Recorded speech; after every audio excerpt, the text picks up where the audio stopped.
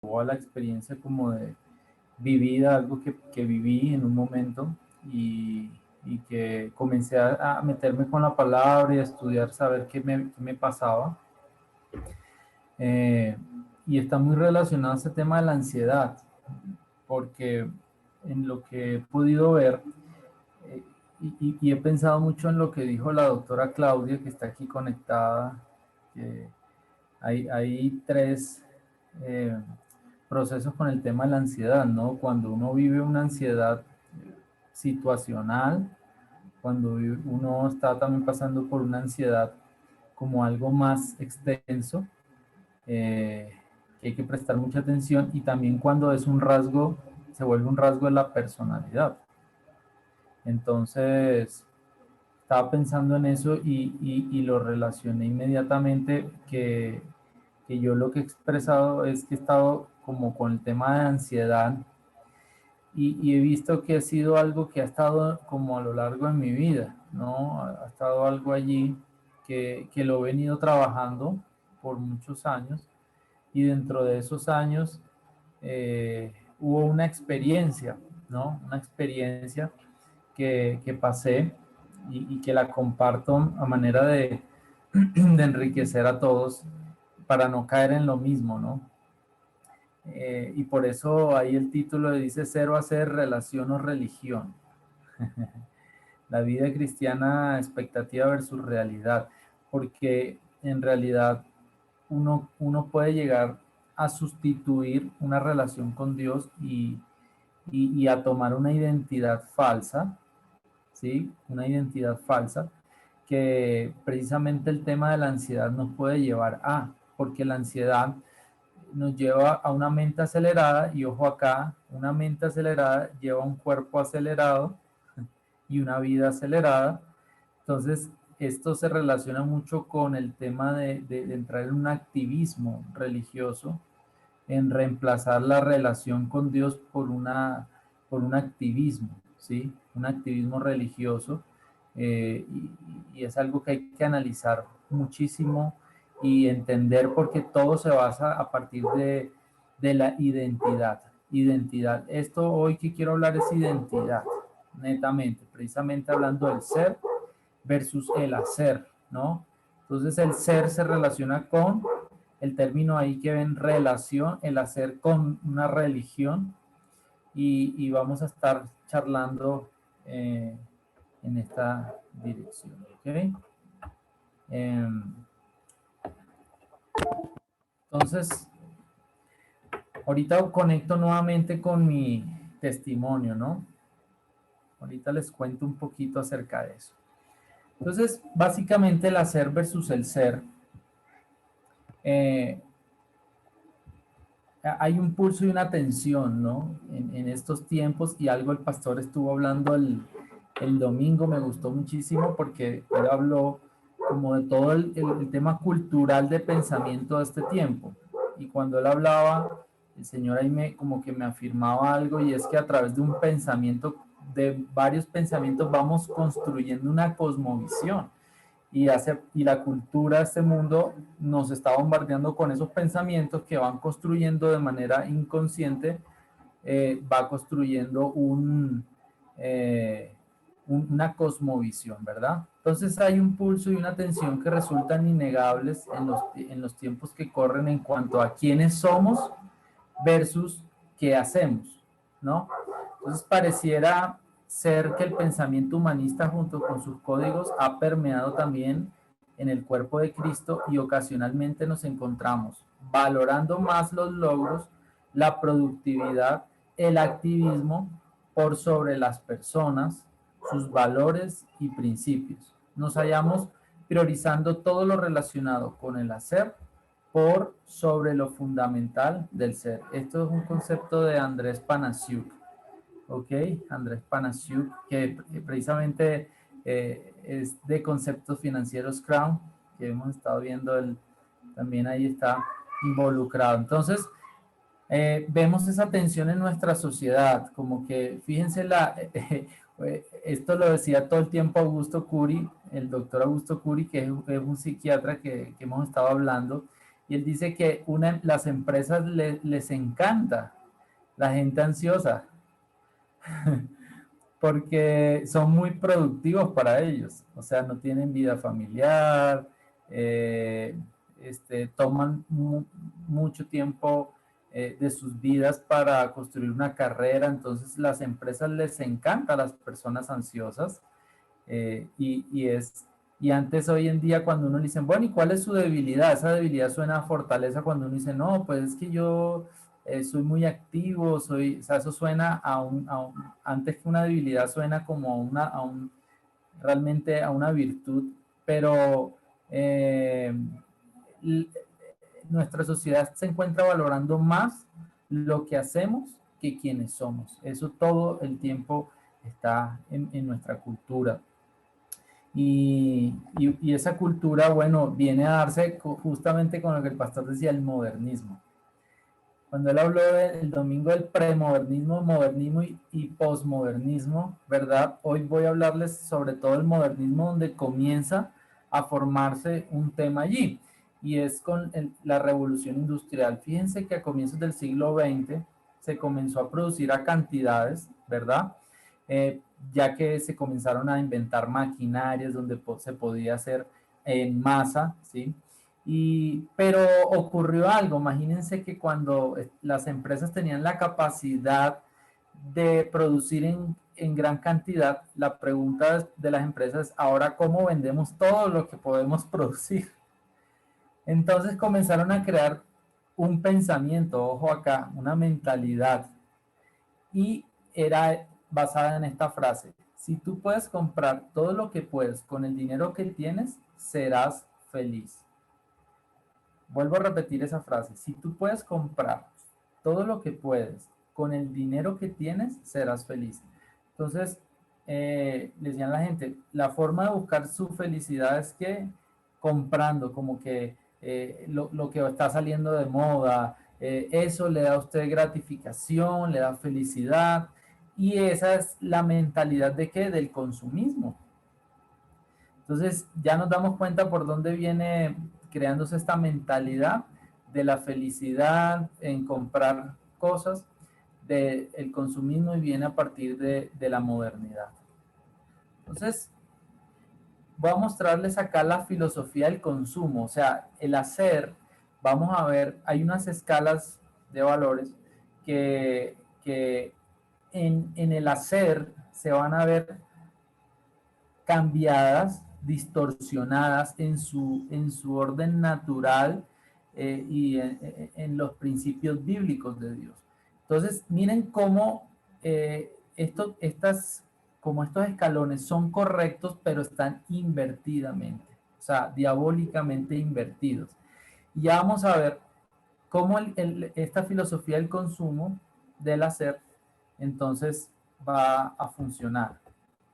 Bueno, aquí no sé qué pasó con la presentación, pero no me está dejando ver. Ahí había una flechita, pero no me está dejando. Vuélvela a cerrar, Juli, y vuelves a abrirla. O sea, Oh, cierra, quítala y vuelves a entrarla, porque ya tú la tienes. Hay algo la presentación.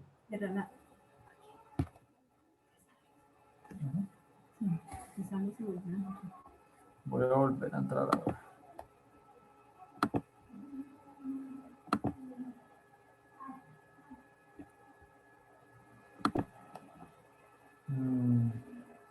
No, pero bueno, son básicamente tres cosas, ¿sí? Son tres cosas las que... No la está mostrando. Son tres cosas. Ahí se las voy a nombrar para los que lo quieren anotar. Son básicamente la filosofía del consumo o del hacer, parte de hacer para poder tener, para poder llegar a ser. Entonces, esos tres términos, ¿no? Hacer, tener, ser. Entonces, en esa escala, si se dan cuenta, la importancia parte de lo que hacemos y de lo que tenemos. no de quiénes somos. La escala no comienza a partir de quiénes somos, sino de lo que hacemos para lograr tener, para llegar a hacer. Entonces, eh, cuando nuestra prioridad entonces se basa en lo que hacemos, en lo que tenemos y no en quiénes somos, va a ocurrir obviamente una desviación en nuestra conducta porque comenzamos a priorizar el hacer, el tener por sobre quienes somos. Entonces, si se dan cuenta, cómo ha afectado esta mentalidad nuestra identidad, ha sido impresionante. O sea, esta mentalidad es tremenda. Hay un dicho, ¿no? Dime qué tienes y te diré qué eres. Entonces, ahí entra un asunto de apariencias, entra un asunto de estatus, donde necesitamos de pronto con ciertas marcas mostramos como que nos sentimos seguros de quiénes somos cuando nos vestimos con ciertas marcas, o si tenemos un vehículo, y nada de esto, escúchenme, en sí mismo tiene algo malo. El problema está que cuando edificamos nuestra identidad en eso, ahí es donde está el problema. O sea, cuando nuestra identidad está basada en lo que tenemos y en lo que hacemos. Otra cosa, ¿cómo nos presentamos normalmente en esta sociedad? Uno dice, ¿quién es usted? Bueno, yo soy músico y soy teólogo. Como que nos presentamos debido a lo que hacemos, pero en realidad, ¿quiénes somos? ¿No? Así que en este mundo todo el tiempo estamos siendo bombardeados que la identidad del ser humano está en lo que hace y en lo que tiene. De ahí que cuando han venido como grandes crisis en el mundo, por ejemplo, en momentos así especiales en la historia de la humanidad, cuando ha caído la bolsa de valores y bueno, mucha gente ha quebrado, veíamos masivamente suicidios, ¿verdad? Porque la gente decía, perdí todo lo que tengo, ya no soy nadie. Entonces estaba basada su identidad en qué? En lo que hacen y en lo que tienen, más no en quiénes son. Eh, Así que esta filosofía del consumo, del hacer, va a priorizar lo que tenemos por sobre quiénes somos. ¿Ok? Eh, Ahora, esas mismas tres cosas en la filosofía del ser. Entonces, vean la gran diferencia. Esta filosofía parte de soy, luego que soy, hago y finalmente tengo, obtengo, ¿ok? Entonces, ese es el orden. Ser, hacer, tener. Y la filosofía del hacer, tener, ser. O sea, se llega a ser a partir de lo que hacemos y la filosofía del ser a partir de lo que somos. Somos, hacemos y tenemos.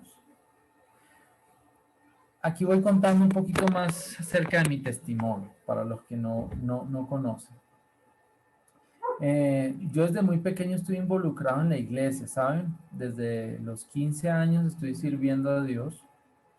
Desde los 8, como decía mi mamá o mi papá, no me acuerdo, el otro día conocí de Dios y Dios se reveló de una manera impresionante a mi vida, ¿no? Pero desde los 15 años estoy muy involucrado en el servicio y decidí servir a Dios, ¿no? Él me hizo un llamado y decidí hacerlo. Y vine a Bogotá, bueno, a capacitarme en la música. Estudié 3 años aquí en Instituto Canción y estuve en Barranquilla estudiando 2 años y medio música. Entonces, cuando iba terminando mi carrera en canción, surgió una oportunidad de estar en una iglesia trabajando a tiempo completo como músico. Y saben, yo imaginé esa oportunidad como, o sea, créanme que es la oportunidad que muchos chicos en canción, donde hago parte, están buscando. O sea, la mayoría de los muchachos que entran están soñando con lo que yo en un momento tuve.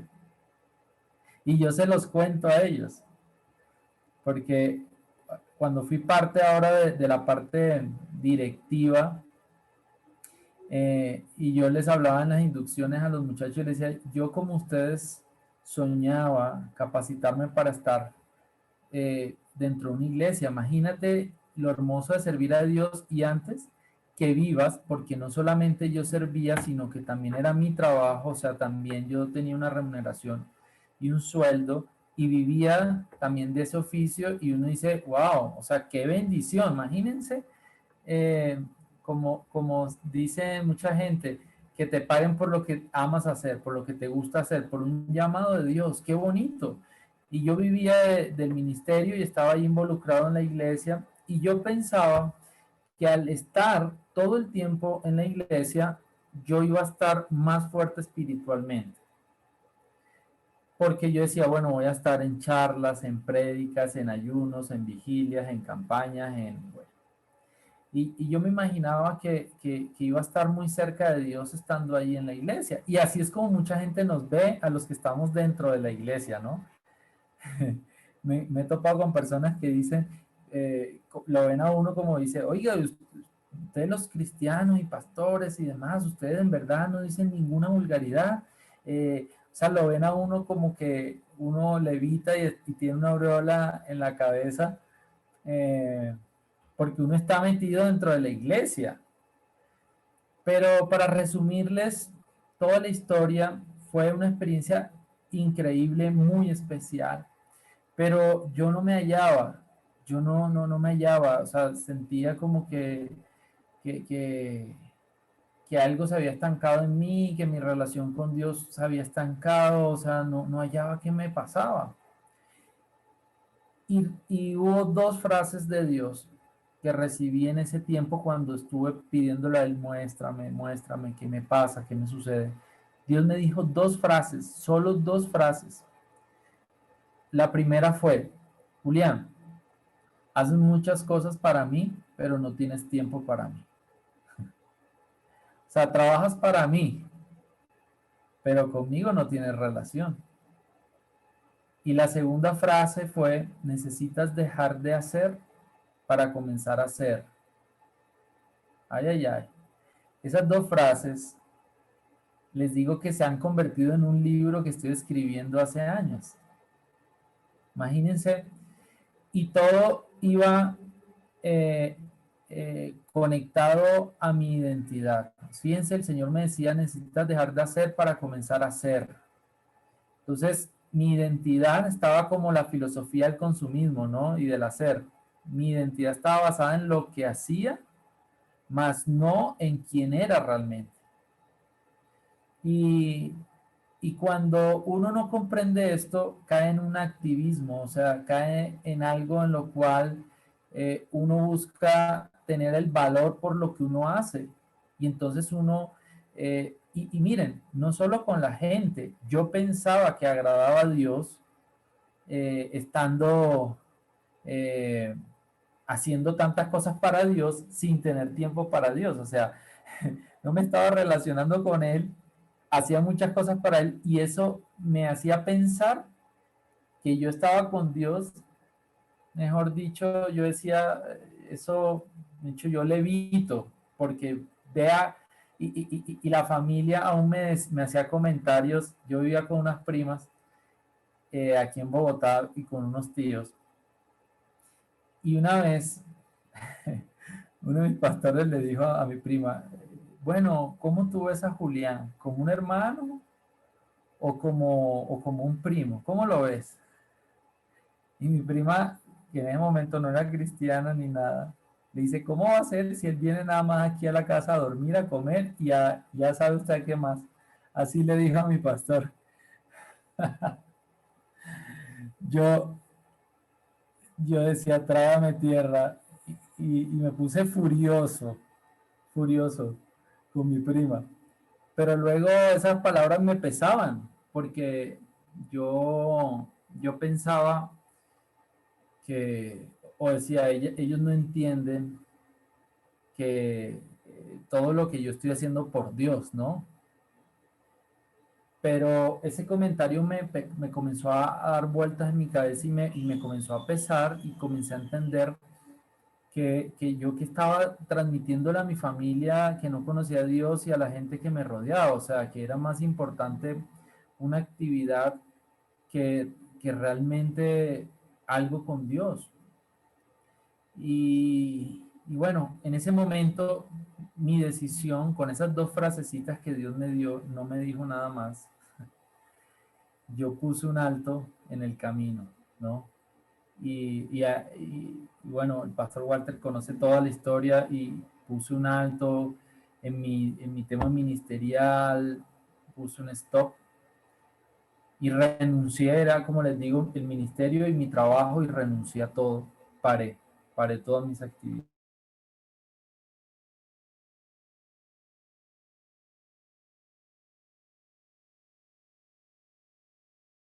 De él, bueno, yo llevaba mi libreta de apuntes porque esperaba, bueno, ¿qué me va a enseñar de adoración? Y él cogía la guitarra y comenzaba a adorar y leía un salmo y adoraba y cantaba.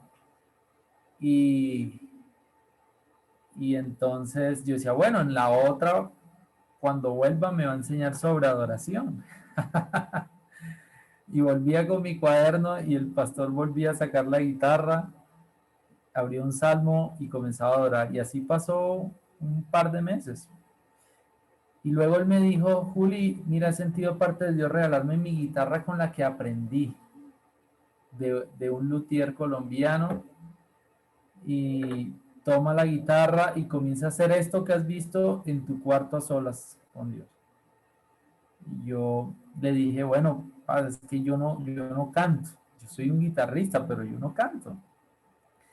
No importa, Juli, comienza a hacerlo. Y fue comenzar a hacerlo ahí en mi cuarto y comencé a meterme con la palabra y yo me metí tan profundo que era algo tan impresionante que surgían canciones nuevas y entendimiento de la palabra, una profundidad impresionante. Y yo comencé a darme cuenta que toda la actividad que yo tenía de servicio en ese momento no estaba. Yo solo estaba en mi cuarto con el Señor, pero comencé a llenarme de Él tanto que yo me di cuenta que yo estaba vacío en mi relación con Dios. Estaba seco, estaba en un activismo tremendo donde estaba trabajando para Dios, pero sin relacionarme con Dios. Y eso, saben, es algo de lo cual cualquiera de nosotros puede caer, no solamente un líder, un pastor, cualquier persona. Como les digo, lo he entendido que ha habido rasgos de ansiedad a lo largo de mi vida. Cuando Claudia habló de eso, yo dije, yo he tenido rasgos de ansiedad que me llevan a hacer, como para tener la mente de alguna manera trabajando y me ha costado siempre el tema de la quietud. Y lo veo ahorita y lo entiendo con mi hijo Tobías, ¿no? Cuando mis papás me decían, mi mamá me decía, es que tú eras tremendito. Y bueno, yo me acuerdo que me partí la cabeza, la barba, los dientes, me hice de todo. Pero ahorita viendo a mi hijo que no se queda quieto, yo decía, Dios mío, o sea, hay algo en mi naturaleza, en mi esencia, bueno, que soy activo, ¿no? Eso no está mal. Pero, pero la mente, cuando no para, es un peligro con una forma de ser activa. O sea, si uno es activo y su mente no para tampoco, eso puede ser muy peligroso y agotador, asfixiante. Entonces, pude darme cuenta que en mi identidad había algo muy fuerte, había una afección muy fuerte y era que yo me encontraba partiendo de lo que hacía, más no de lo que yo era. Y lo que el Señor comenzó a tratarme fue cambia ese asunto. O sea, tu servicio tiene que partir de quien tú eres. O sea, es una respuesta a quién eres, no buscando una aceptación en Dios. Muchos buscan servir a Dios para ser aceptados por Él.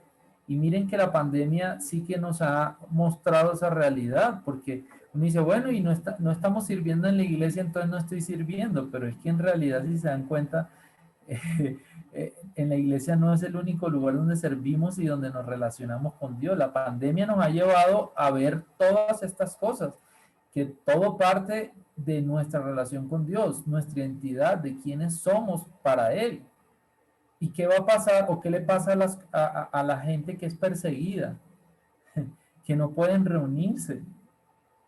Entonces, no dejan de ser hijos de Dios. Su identidad está intacta. Entonces, nosotros lo que necesitamos es colocar en orden nuestra vida y comienza a marchar. Entonces, yo cuando me conecté con Dios, entendí quién era. ¿Saben? El servicio desde ese momento para mí cambió y se volvió algo satisfactorio, algo de querer responder al amor que Dios me dio y no buscando aceptación de Dios por lo que yo servía o por lo que yo hacía. Y, y siento que Dios me permitió vivir eso para decírselo a muchos. O sea, el problema no está en servir, el problema está en que servimos buscando identidad, en que buscamos aceptación, en que estamos buscando la aceptación de Dios por lo que hacemos para Él y se nos ha olvidado quiénes somos. Hay una historia de Ananías y Zafira que es impactante y yo la narro y la cuento de una manera como un poco jocosa y diferente para ilustrar y abrir un poquito lo que la Biblia nos dice, ¿no? De esta historia. Están Hechos capítulo.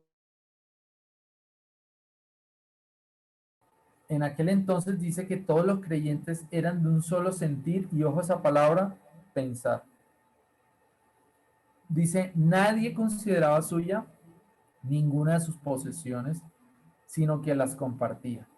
Pero esa frase, ahí la resalté, un solo sentir y pensar, ¿ok? Entonces, ese era el contexto que estaba viviendo la iglesia y el pueblo de Israel en aquel momento. Todo lo tenían, mejor dicho, nadie consideraba suyo nada. Pero pasó algo. En el capítulo 5, versos del 1 al 4, dice, perdón, un hombre llamado Ananías también vendió una propiedad y en complicidad con su esposa Zafira se quedó con parte del dinero y puso el resto a disposición de los apóstoles.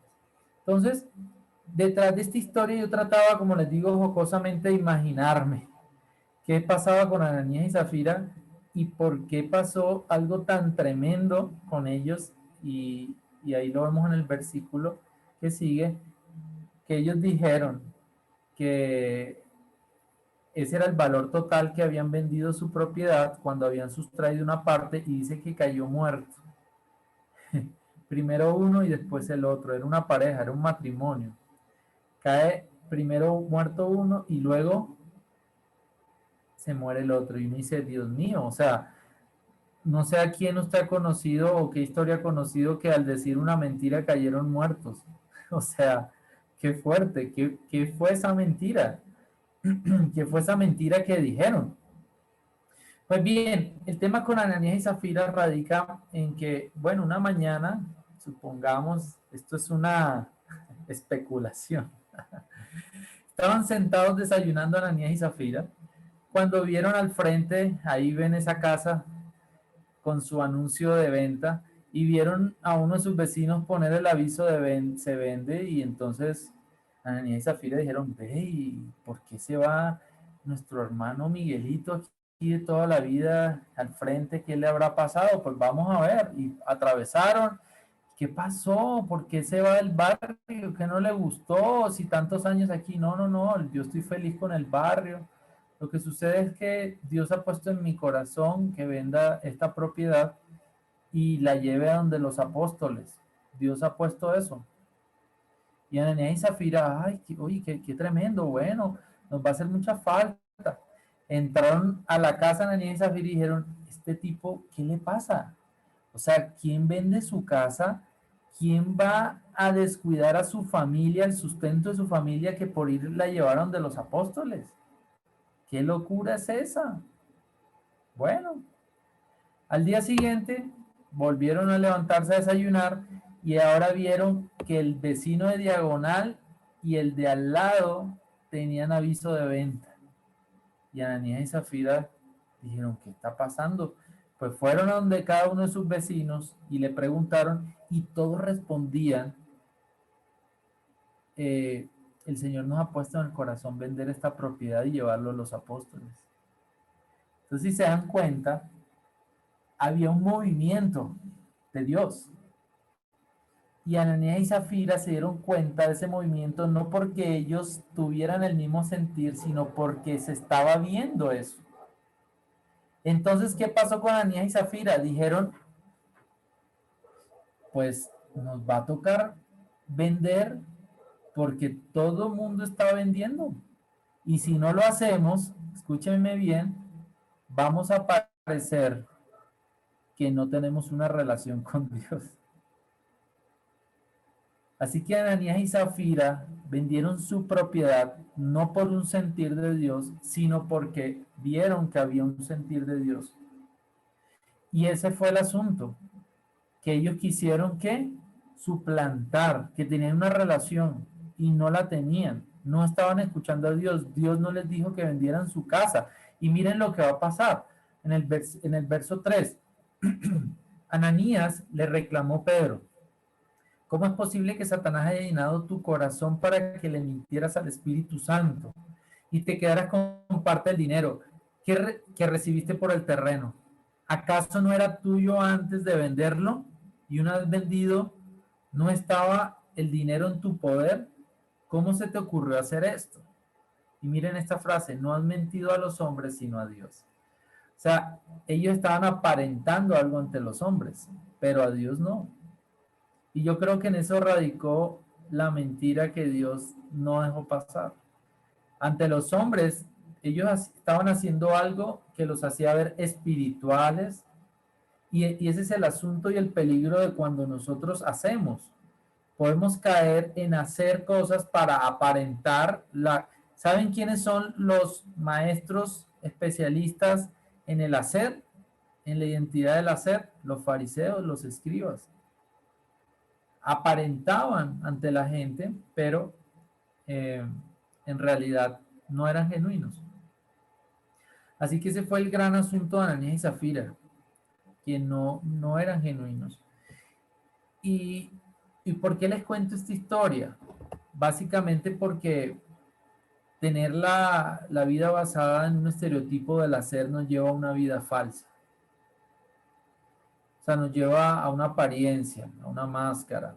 Miren otra idea de Andrés Panasiuk, dice, si nos enfocamos en el hacer, nos queda una sensación de estar vacíos. Nos enseña a crear una máscara exterior y a aparentar lo que no somos con el fin de obtener los resultados que queremos. Les cuento una anécdota. Imagínense que una persona muy especial que Dios puso en mi camino y conoció al Señor, un español,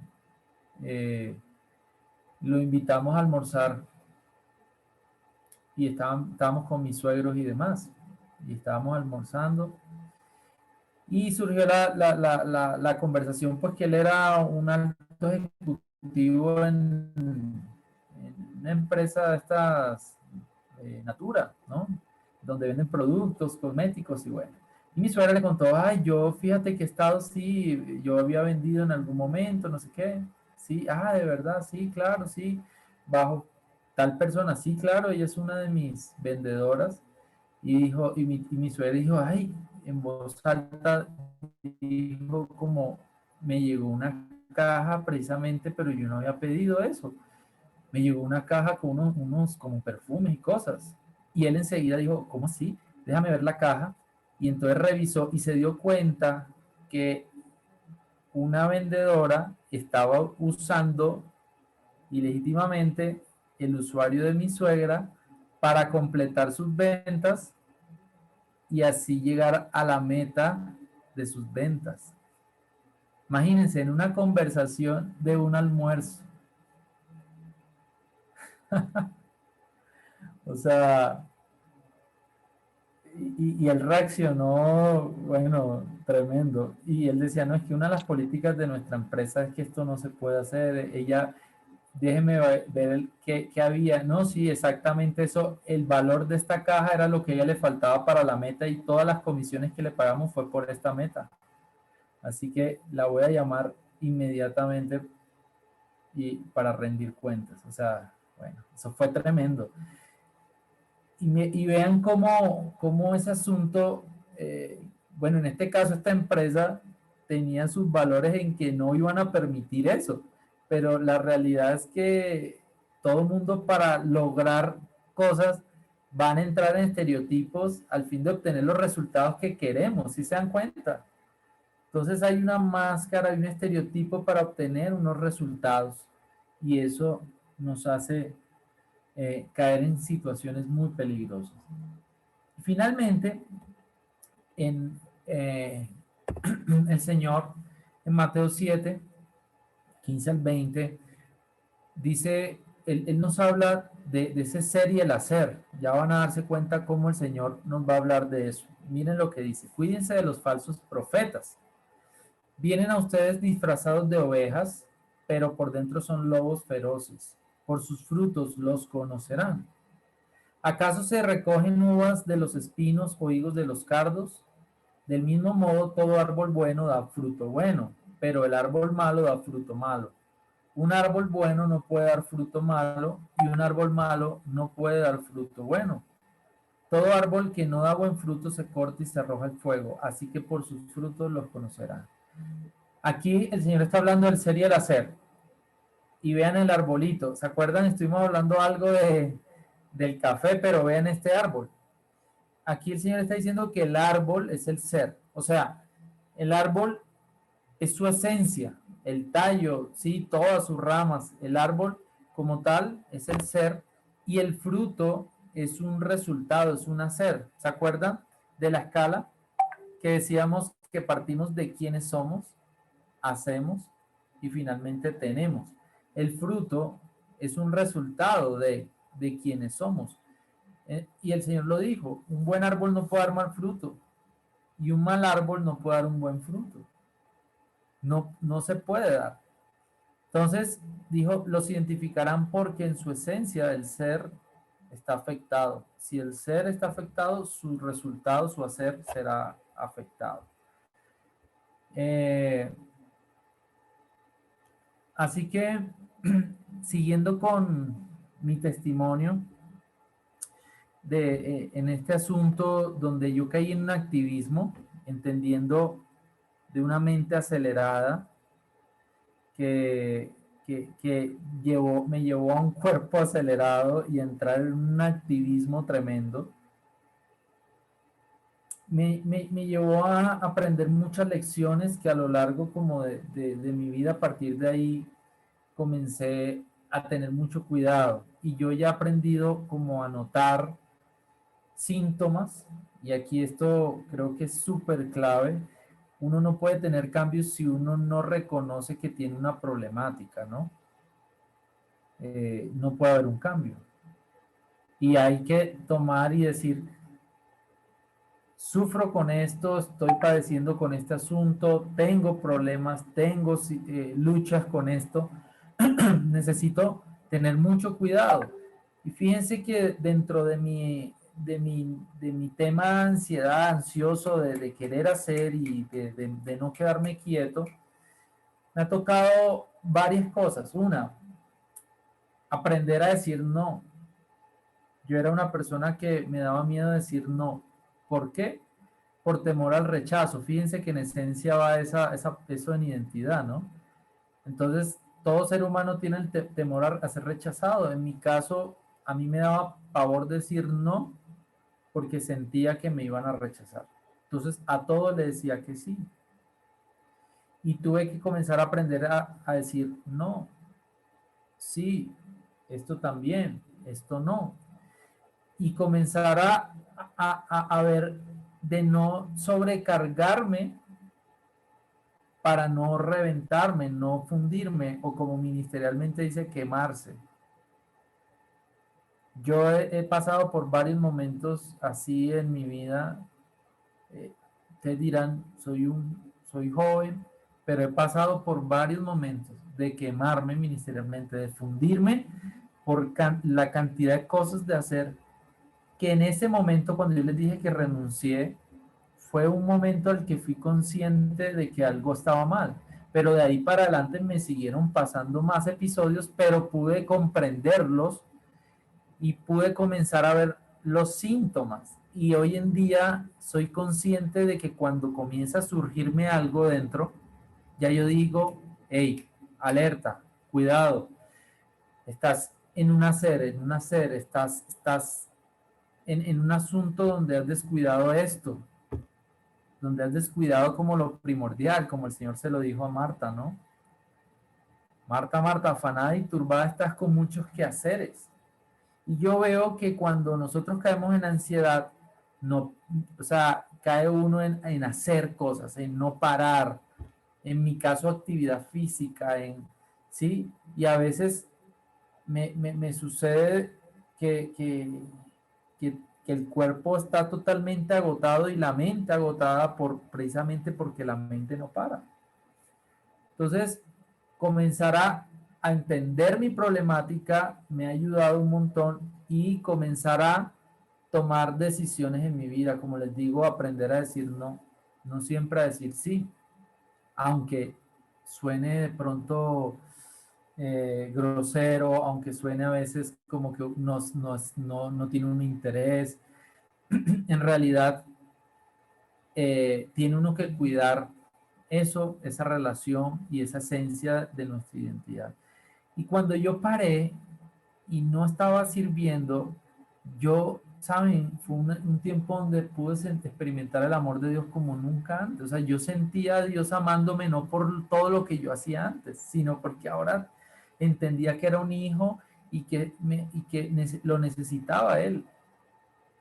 Y eso me llevó y me impulsó a querer servir, dar, ir a las personas, contarle esto que me ha sucedido. Voy aquí.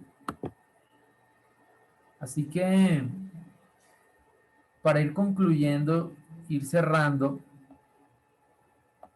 conecté, esto es una enseñanza que yo en su momento di hace años, ¿no, pastor? Hace tiempito la di en la iglesia, pero ahorita hay muchas personas nuevas que no han escuchado esta historia y testimonio mío. Y la conecté ahorita con el tema de la ansiedad totalmente porque vi que una mente ansiosa te lleva a un activismo. Ojo con esto. Una mente ansiosa te lleva a un activismo, a no parar, a no descansar, a no reposar, a no detenerse, a no poner altos, stop. Eh, y es un buen comienzo si en todas estas charlas que hemos tenido los lunes, es un buen comienzo el decir, a mí me pasa esto, no estoy durmiendo bien, la mente no me para, estoy irritable, eh, como que comenzamos a comprender esa sintomatología y eso es buenísimo porque nos puede llevar a tomar decisiones y a tener cambios. Después de entender todas estas cosas, yo les digo, el entenderlo no es que me haya hecho cambiar, pero sí me ha hecho consciente de que necesito hacer ciertas cosas en ciertos momentos. Eh, y una de las cosas que quiero hoy dejarles es este concepto del valor de quienes somos en Dios, de quiénes somos, nuestra identidad. Nuestra identidad no se construye, no se edifica por lo que hacemos. Y voy a decir esto, que es una frase muy, muy común y popular en el ámbito cristiano. El que no sirve, no sirve. Ojo esa frase. porque esa frase enfatiza el hacer sobre quienes somos. Yo creo que el valor no está en el servir, el valor está en quienes somos. Y cuando tú solo entiendes que has sido amado, tu servicio mostrará ese amor, tu servicio mostrará esa gratitud, esa felicidad, esa satisfacción, que no es una carga servir a Dios, que no es una carga darle a los demás. Cuando estás cargado en tu servicio, en lo que haces o en tu trabajo, tienes que replantearte quién eres. Porque puede haber ahí un asunto. Y el Señor me trae a memoria que yo le decía a mi líder de aquel momento, necesito sentarme para recibir. Esos son síntomas. Fíjense, cuando decimos necesitamos sentarnos para recibir, el Señor me decía, ¿y quién te dijo que es que tú arriba en la tarima, tú arriba estás dando y abajo recibiendo? Si en realidad todos le damos al Señor. Si se dan cuenta el chip, el error, que arriba estamos dando, abajo recibiendo, pero el tema de la iglesia es que todos damos al Señor y todos le entregamos al Señor. Entonces, todos esos síntomas de agotamiento, de cansancio, nos pueden estar mostrando que algo está mal en nuestras emociones, en nuestra mente, en nuestra relación con Dios. Y podemos desviarnos de una verdadera relación por una religión, por una apariencia. Y necesitamos llenarnos nuevamente de Dios. Y experimentamos, escuchen, la sequedad espiritual. El activismo nos lleva, el peligro es ese. Y cuando nos secamos, ahí hay un gran peligro, porque detrás de toda sequía viene un estrellón. Detrás de toda sequía viene un estrellón. Y el asunto es, ¿nos vamos a levantar de ese estrellón? Eso es lo que no sabemos. ¿El matrimonio va a salir de ese estrellón? No lo sabemos. Esto es de mucho cuidado, es de mucho cuidado. Y el Señor lo traía a mi corazón muy fuerte por este tema de hacer, de ansiedad, de no parar. Yo quiero orar en esa dirección. Quiero que hoy Dios nos ayude a cada uno a tener un enfoque correcto, que el Señor nos revele quiénes somos, eh, para que nuestro hacer parta de eso, ¿sí? O sea, que tengamos una identidad correcta en Dios. O si no, vamos a tener vidas agitadas, ansiosas. Entonces necesitamos partir de quiénes somos en Dios. Identidad en Dios, quiénes somos en Él. Entonces vamos a orar. ¿Amén? Señor, hoy venimos delante de ti dándote gracias porque estos espacios son muy enriquecedores, Señor, porque podemos compartir como hermanos nuestras experiencias, nuestras situaciones. Hoy gracias, Señor, porque me da la oportunidad de contar un poquito acerca de mí y de mis luchas y de mis situaciones en las que tú, Señor, me has hecho consciente de que debo tener cuidado.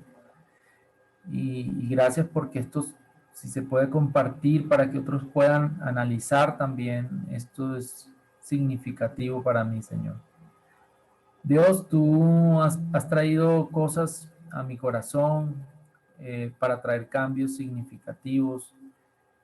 Yo te pido si alguno en este momento, en este tiempo, ha estado experimentando esta ansiedad, ha estado experimentando esa intranquilidad, ese hacer infructuoso, ese activismo en donde comienza a secar nuestros huesos, comienza a secar nuestra mente, comienza a secar nuestra relación contigo, Señor. Hoy yo te pido que sea un regresar nuevamente a ti, Señor, que sea un descansar en tu presencia, que vengan tiempos nuevos, refrigerio, Señor, a la mente agitada, ansiosa, que pueda venir, Señor, un tiempo de refrigerio, un tiempo de llenarse en ti, Señor, que venga un tiempo de sanidad al corazón. Si alguno, Señor, está experimentando cada una de estas cosas que hemos estado hablando, donde se ha ido la relación contigo, Señor, yo te pido que hoy podamos